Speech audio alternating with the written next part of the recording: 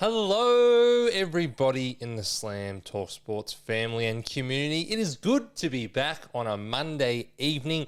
It is the review show. We are looking back at round 10 and the 9 games that unfolded across the AFL. It's good to be back doing the review show. Haven't done it for about 3 or 4 weeks.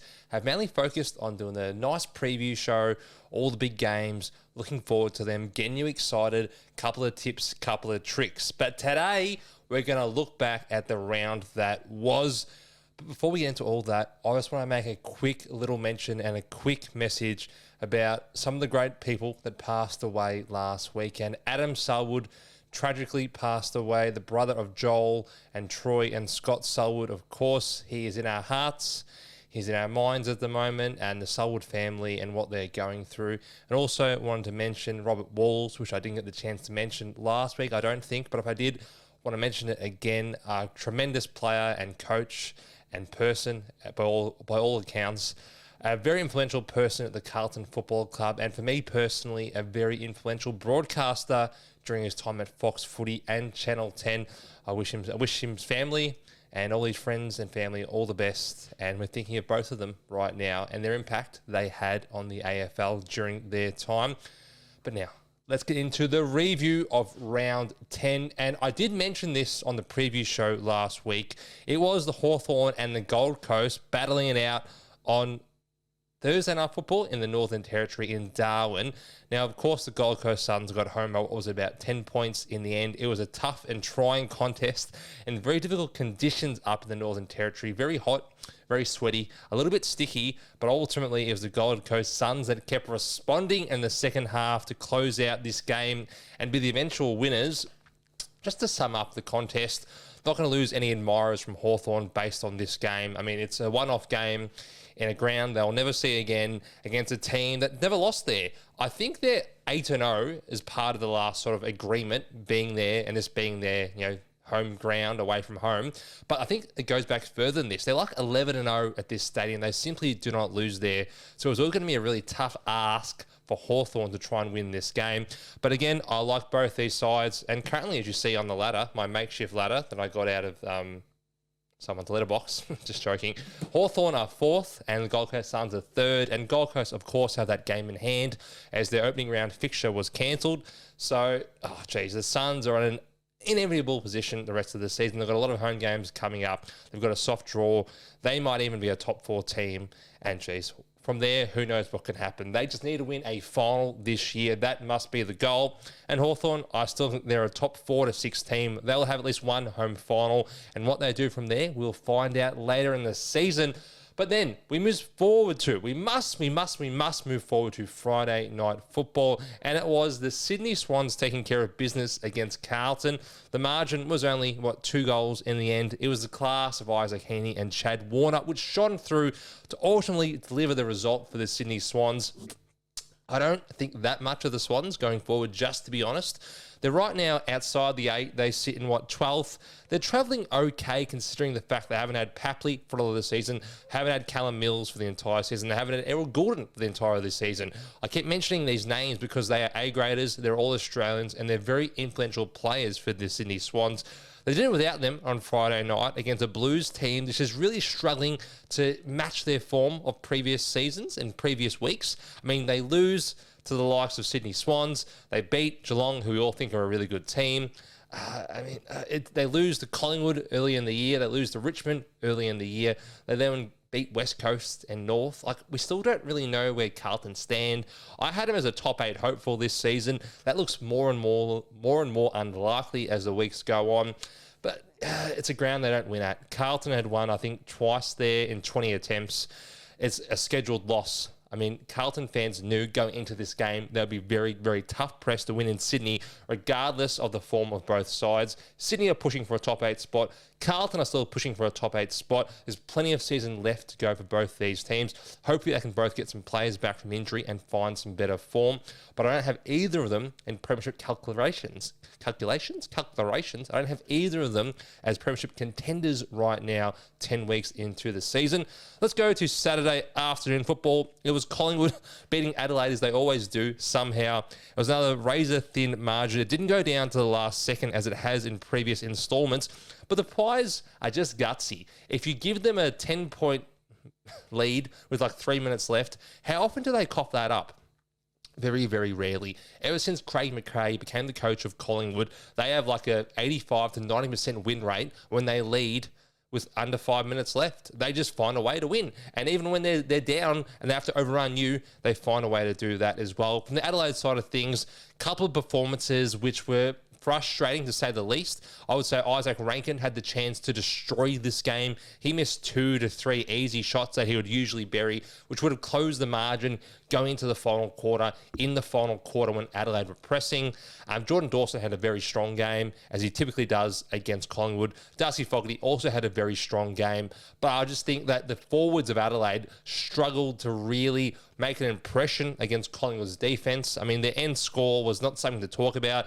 Taylor Walker was subbed off during the third quarter, I think, in wet conditions. His direct opponent for most of the afternoon, Jeremy Howe, was dominant throughout the afternoon. He had a bunch of intercept marks.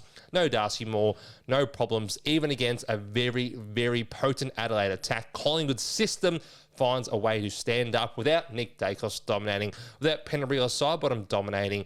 It is always the collection of more. It is the group effort which gets Collingwood the victory, as it did on Saturday afternoon. Still think very highly of Pies sitting first on the ladder, and I still think Adelaide, or Kuwana as they are known for this afternoon, are definitely a premiership contender. Move forward to the dual twilight games on Saturday afternoon. We had Port Adelaide get smashed by Geelong at the Adelaide Oval in a game which suffered a whole bunch of issues, mainly hamstring injuries. Jason Horne-Francis has suffered a 4-week minimum hamstring injury. Patrick Dangerfield, as he so usually does at this time of year, has suffered a hamstring injury as well. Lockie Jones also suffered a hamstring injury, and Jack Bowes from the Geelong Football Club will all miss extended periods of probably 3 to 4 weeks plus. It was just, like watching an episode of Game of Thrones. Someone just kept going down, down, down, down, down. It was like watching, the first episode or the last episode of season 6, was it? When Cersei just has her way with pretty much everyone in King's Landing. That was the Adelaide Oval. People just dropping like flies. But ultimately, Geelong was still far too classy for Port Adelaide, and questions, in my mind, must be questioned. He must be questioning these questions. He must say, hey, this is a question I've got. Why is Ken Hinkley going to coach the rest of the season when Josh Carr is sitting there waiting in the wings, and he's not presumptively, we know he's the man of the future for the Port Adelaide Football Club. Down at Alberton, they've put in their faith and they've put in their dollars into Josh Carr for the long-term future. So Port Adelaide right now sit in 15th. Who is it helping to have Ken Hinkley coach the rest of the season? I'm not sure. There's a lot of players that love Ken Hinkley, a lot of really good players that we're not going to mention right now, Zach Butters, who want Ken to be the coach long term, or at least they wanted that, and now considering their future. Are they keeping Ken around to keep those players happy until they sign new contracts? I don't know. But ultimately, if Port Adelaide are sitting in the bottom 6 in a month's time, then the right call would be to tell Ken, we'll give you a home game, we'll give you a send-off. You've been a great coach for this club, won a lot of finals, helped bring us back from the brink, which was 10 years ago when they were almightily struggling in the early 2010s. We're going to be very thankful for what you've done, but we must move forward for the good of the football club, for the good of the players, and for the good of Josh Carr, who will be, hopefully, our next premiership coach. But on this actual result, Geelong far too classy. Bailey Smith, now favourite for the Brownlow with Nick Dacos. Dangerfield, you get him back. You get him right. He's there for finals. He's not there to win you games in round 10, although he has done that throughout this season. He's been brilliant in that centre-half forward midfield role. Port struggling, Geelong really good. That's all I need to say. And the other game that was at the same time in Western Sydney at NG Stadium was Fremantle taking down the GWS Giants, which was pretty surprising. I mean, the Giants were favoured by about 18 points, and Freo had never won a game at this ground. But still, the Giants really struggled in the midfield. They struggled in the rucks, and danger signs now appear for the Giants. They sit in currently 8th on the ladder, the GWS Giants, but I think they're just clinging on to a final spot. The only reason why there's not more panicking is because the teams below them aren't very good. You got Essendon, you got Carlton, you got Freo, who just beat them. I don't see any of them having consistent enough form to overtake the Giants right now, but their midfield is struggling. Finn Callaghan has been good, Tom Green's been good, they've got their numbers, but where is the impact? Unless you got that run and carry, you're able to take the meters as they did against Geelong at GMHBA Stadium a week ago, then this team can sometimes be a little one-dimensional. Kick it to Toby, kick it to Jesse. If that doesn't work, well, what does work? What works for 4 quarters? Because we know our defense is strong, but how are we generating scores? How are we getting the ball to these key forwards to manipulate these one-on-one matchups? Because unless it's Lachie Ash and it's Finn Callaghan taking the meters from the back half and Lachie Whitfield, then I'm not sure they have a lot of other options to generate the score, which is silly to say because you've got Cadman down there, you've got Hogan, you had Stringer down there, you've got Toby Green, but I don't think they're able to get the ball to them in ways which has make them the most effective. Against Geelong a week ago, a lot of Jesse Hogan's goals were out the back. A lot of them are from defensive miscues from the Geelong Cats. Unless that happens weekly, then the Giants are just only going, in my opinion. And Freo, they continue to mystify all of us. I mean, they had Collingwood and the Pies are off a 5-day break, going to Perth, missing a bunch of their great premiership players, and they ultimately got rolled pretty easily in the end. And then, a week and a half later, they go to Western Sydney against the Giants at a ground they never won at before, and they tear them apart. Luke Jackson, Bolton, they do what they want. Bolton kicked 3 goals, 3 and had 25 touches. Luke Jackson dominant in the ruck, which further makes me question what they're doing long-term with Sean Darcy. Brayshaw and Strong, not even dominant in this game, but it didn't matter. Fremantle, you can't predict what they're going to do week to week. We just know, don't tip them when they go to Melbourne, but anywhere else, you could be surprised what actually happens. We have to go forward to Saturday night football, and it was Essendon losing by 90 points to the Western Bulldogs. It was Marngrook at Marvel, but it was more of a shellacking from the hands of the Dogs on the Bombers. I think that first half was probably the worst half I've seen Essendon play in a very long period of time, except for maybe that one time the Doggies kicked 20 goals unanswered on Essendon at Marvel Stadium a few years back. Just terrible. I went with 7 of my best friends, and we didn't even watch the second half. It was just too hard to watch. I mean, Essendon were down probably 10 goals at halftime, so we went outside, had a couple of drinks, smoked a couple of vapes, and said, you know what? It's a better idea to go back to one of our friends' houses and play dance music till 3 a.m. and forget that we go for the Essendon Football Club, because the standard of football and the lack of defensive pressure and the ease at which the Doggies exited their D50 and moved the ball from end to end against the Bombers was the worst I've seen from Essendon in a long, long time. Now, it's one game, it's one result. It's probably a result everyone expected, even though I said I think Essendon could get close. Probably most likely they're going to win by 40 points, the Doggies. The Doggies are a much better team than Essendon. They sit in 5th right now.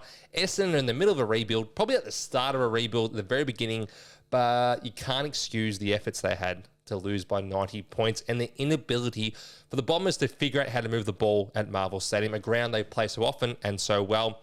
I said Essendon don't get pumped very often at Marvel. Well, that's apart from when they play the Western Bulldogs. The Western Bulldogs always do the number on the Bombers. Ed Richards, brilliant. Tom Liberatore, brilliant. Marcus Bontempelli, brilliant. Everyone's showed up. Riley West having a great season. The Doggies are loaded with Sam Darcy to come back and with Adam Treloar to come back and a couple other names who I've forgotten right now. They are a very strong team and looking like they're a top 6 fancy and a premiership contender. But more on that later in the season. Finally, we go to Sunday football, and it was an absolute arm wrestle at the MCG between North Melbourne and Richmond, but ultimately the Kangaroos got the victory, their second of the season, and a much-needed one. It was probably the likes of Tristan Sherry and Luke Davies-Uniacke which decided this contest. I mean, in the first half, Tristan Sherry had like 7 or 8 tackles. It was just monstrous what he was doing.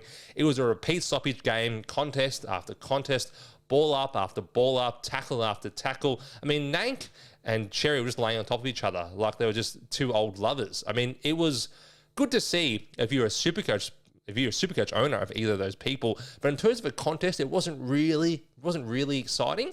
But I'm glad North finally got a victory. Well, their second victory of the season. We thought they'd win a few more by now, but to beat Richmond was crucial just because that trade that happened at the end of last season in the trade period, or was it even draft night? It was draft night when North Melbourne gave their 2025 first round pick to Richmond in exchange for pick 25 on the night and Richmond's second rounder this season.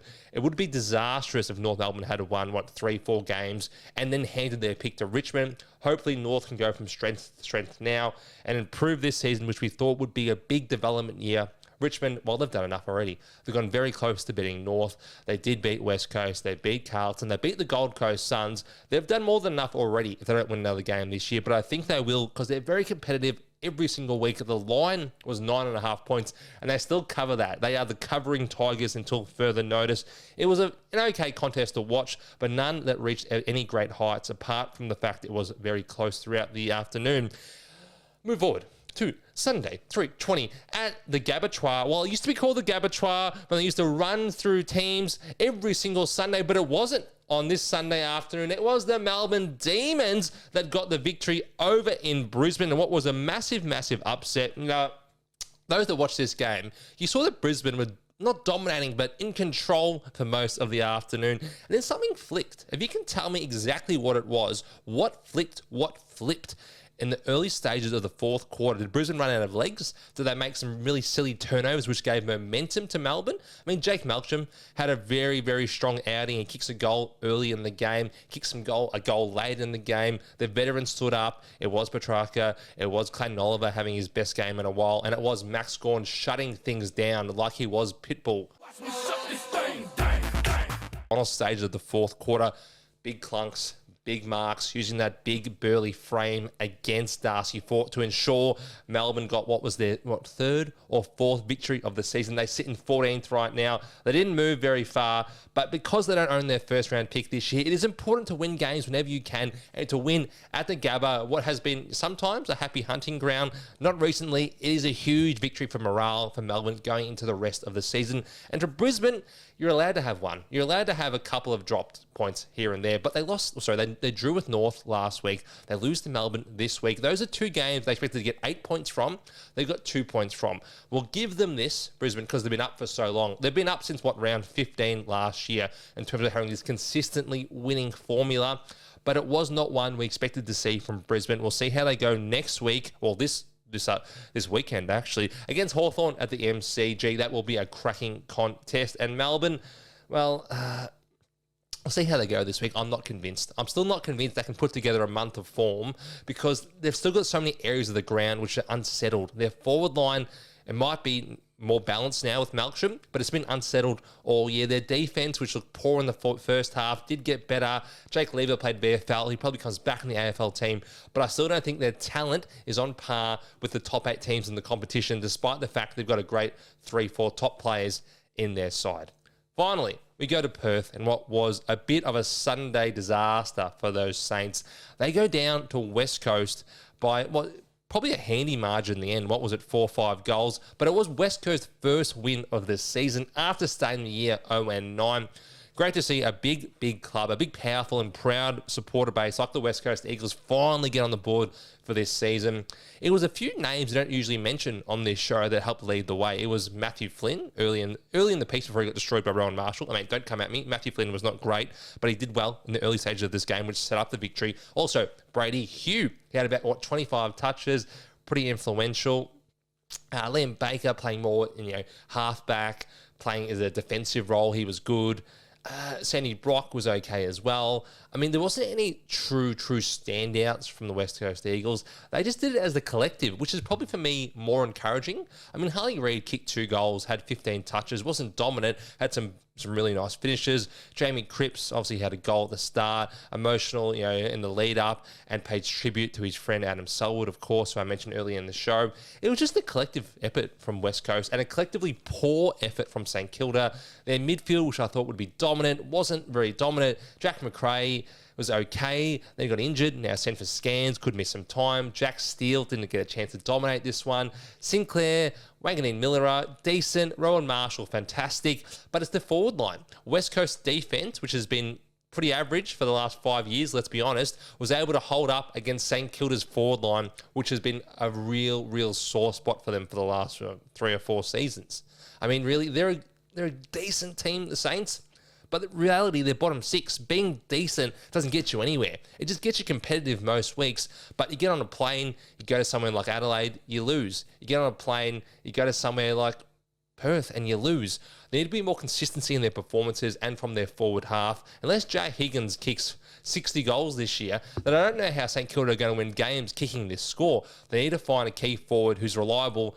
I know they have Max King, but he's not reliably on the field. Owens needs to develop. Sharma needs to develop. They need to find some consistency in their performances week to week. But I don't think West Coast will win too many games this year. And I think St Kilda will do their usual trick where they're competitive. They beat the teams like randomly who you don't think, well, how they beat them like Geelong in round 2, but then lose to West Coast. They're an inconsistent team, still struggling to find their way through the early stages of a rebuild under Ross Lyon. That's it. Those are all the games wrapped up for you. Hope it didn't go too long this week. Trying to get this out by Monday night. If not, if you listen Tuesday morning, just on your car ride to work or your train ride or your bus ride or your tram ride to and from work, you think, you know what? I need some water cooler talk at work today. Let's listen to Slam. Let's see what Slam says about those sports. I'll see you all later in the week, talk a little bit of Supercoach and to preview a big round 11. There's a beautiful fixture for round 11 if you can see it now on the AFL app. All the games are beautifully spaced. Finally, the AFL have done something correctly. It's only taken them nearly 3 months. I'll see you all later in the week. Till then, enjoy all the sports. This was Slam. Peace.